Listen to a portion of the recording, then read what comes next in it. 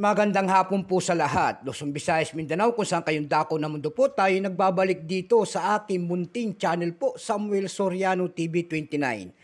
Ayan po, magpapasalamat lang po ako kung saan kayong dako na mundo po, ang aking mga subscriber po. Ayan, thank you so much po. Yun naman nanonood doon sa aking FB page, maraming salamat po, Samuel Soriano rin po. Thank you so much sa mga nanonood din po doon sa aking FB page.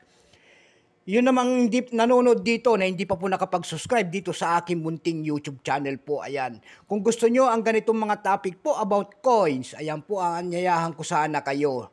Ayan. At malaking tulong na po yan ang inyong gagawin po tulad na lamang ng pagpindot ng ating subscribe, like and share para ma-update po kayo sa mga latest ko pang gagawin mga video po. Magandang hapon po sa ating mga senior citizen po kung saan kayong dako ng mundo po. Magandang hapon din sa ating mga kolektor, mga numismatis, ayan po. Babatiin ko lang ang aking mother, dyan po sa Dumpay, Basista, Pangasinan po, ayan. Masantos na nga si kayo namin, mga Soriano family po, ayan. Ang pag-usapan po natin ngayon ay 25 centimos, ayan, 25 centimos. Ayan, ang ating 25 centimos, ayan. Makikita nyo po ang imahe ng isang lalaki nakaharap po sa kanang bahagi. Ayan.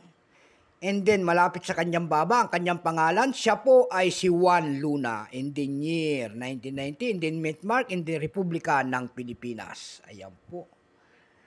Pagkatalikod po natin, makikita ho natin ang isang imahe po ng 25 centimos and then paro-paro. Ayan, paro-paro G. Ayan.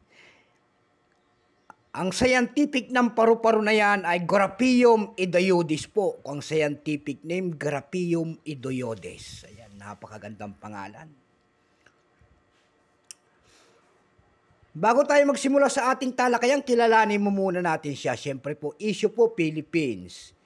Period, Republic, 1946 up to date po. Type, standard circulation coins, years 1983 hanggang 1990 po. Last year na po ito, 1990. Kasi po may variety rin po itong small type mula 1991 hanggang 1994. Ayan. Value nito 25 centimos po. Currency piso 1967 up to date po. Composition nito ay brass.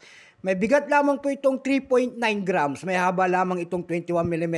May kapal po naman itong 1.68 mm. Hugis po syempre bilog.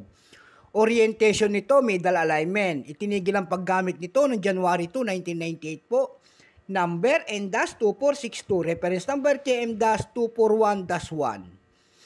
Ito pong year 1990 po, ito po ay 38% lamang. Ayan po, wala pa pong mintage kung ilang piraso ang ginawa ng ating Bangko Sentral sa barya na ito. Ayan, wala pa silang maipakita.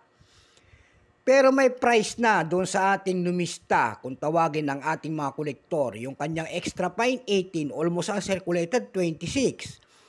At ang circulated nito ay nagkakahalaga na ng 58 pesos. Pero itong atin, ito po ay nakapaloob sa almost uncirculated kasi napakaganda pa niyan. Dako naman tayo sa kanyang price. Ayan po, doon sa ating eb.com may nakita na tayo nagbebenta nito ng 388 pesos. Meron din nagbebenta doon ng $7 nito. Ayan. Sa Carousel PH naman po, ayan. 2 pieces po mula year 1990 hanggang 1992, dalawang coins, binibenta niya ng 500 pesos. Ayan po. Mayroon din doon, complete set po. Ayan. Complete set, binibenta niya mula 1983 hanggang 1990 po, binibenta niya ng 500 pesos.